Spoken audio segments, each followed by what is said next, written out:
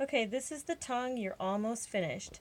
So the tongue is going to be 9 inches long by 5 inches wide.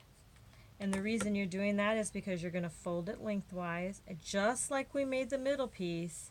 So if you have a right Oh, side, no, the middle piece we folded hamburger way. oh, true we did. Yeah. But it's going to be stitched the same way. Okay.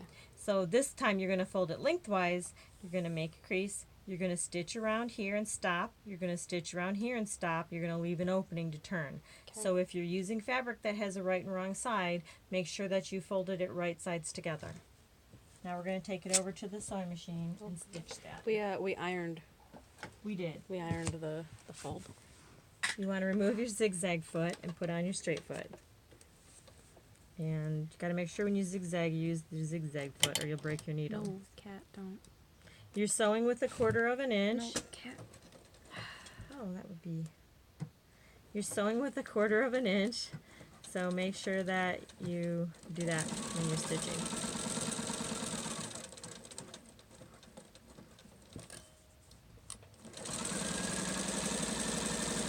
Also make sure to backstitch near the opening so that it doesn't pull apart when you go to turn it.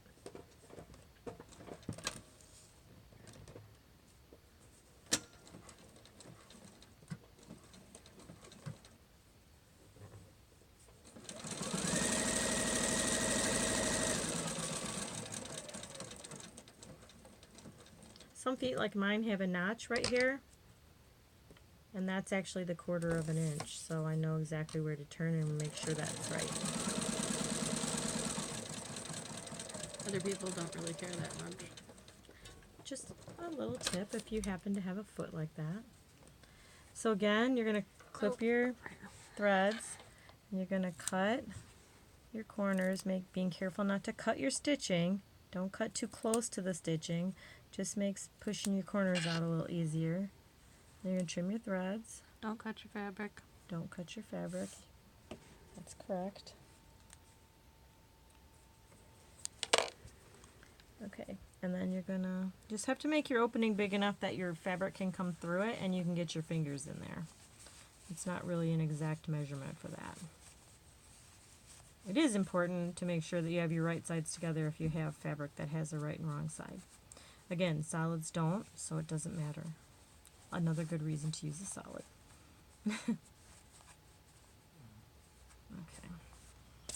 Get your pencil or your chopstick or whatever you need to push your corners out without pushing them all the way out and breaking your stitching.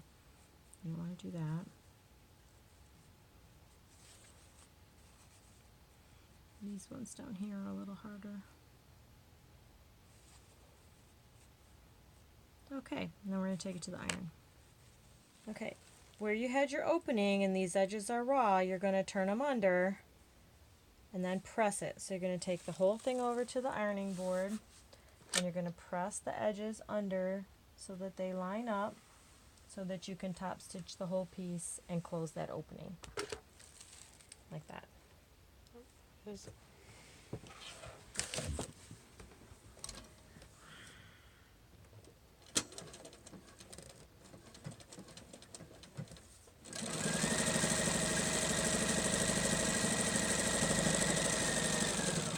And you want to stitch when you top stitch close enough to the edge so that you catch that seam or those raw edges down so that that opening doesn't reopen up. So 1/8 of an inch or less.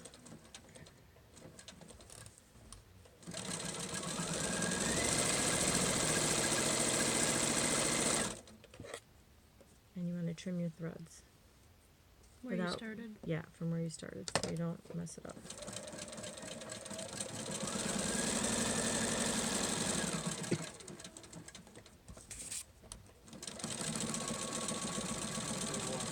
Okay. Don't freeze to death. Also, it might be snowing.